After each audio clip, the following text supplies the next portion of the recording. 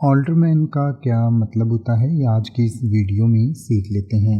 ऑल्डरमैन का मतलब होता है पुराध्यक्ष, नगर का शासक, पौर मुख्य या पौर प्रमुख।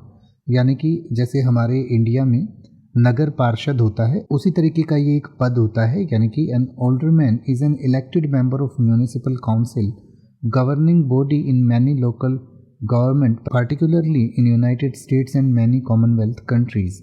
यानी कि ऑल्डरमैन जो है वो आमतौर पर आपको यूनाइटेड स्टेट्स या जो कॉमनवेल्थ कंट्रीज़ हैं उनमें आपको मिलेगा।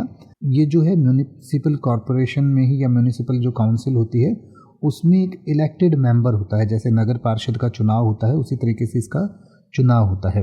ऑल्डरमैन टिपिकली रिप्रेजेंट स्पेसिफिक डिस्ट्रिक्ट और wards within a city or town and are responsible for making decisions on local ordinance, budgets and policies that affect their constituent।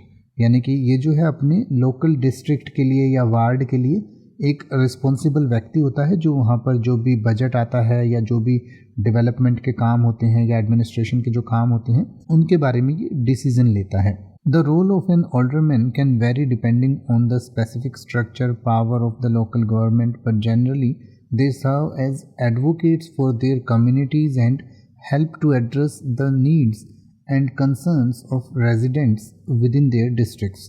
यानी कि जैसे जो नगर पार्षद का काम होता है उसी तरीके से इसका जो है अपने डिस्ट्रिक्ट की अगुवाई करना और अपने डिस्ट्रिक्ट को रिप्रेजेंट करना और वहाँ के लोगों की भलाई के लिए काम करना जो है ऑल्डरमैन का काम होता है। इसको आप महापौर भी कह सकते हैं या पौर कह सकते हैं। यानी कि जैसे आप ये कहें कि हमारे ज़िले का पौर प्रमुख स्थानीय बुनियादी ढांचे में सुधार के लिए कड़ी मेहनत कर रहा है, तो आप कह सकते हैं the alderman of our district has been working hard to improve local infrastructure. अब आप ऐसे ही किसी भी वर्ड का मतलब हिंदी और इंग्लिश में YouTube पर सर्च कर सकते हैं। आपको मेरी वीडियो मिल जाएगी जिसमें आप बिना किसी फालतू बकवास के सीधा उस वर्ड का मतलब समझ पाएंगे। तो ऐसी ही वीडियोस को देखते रहने के लिए चैनल को सब्सक्राइब करें और बेल आइकन को प्रेस करें।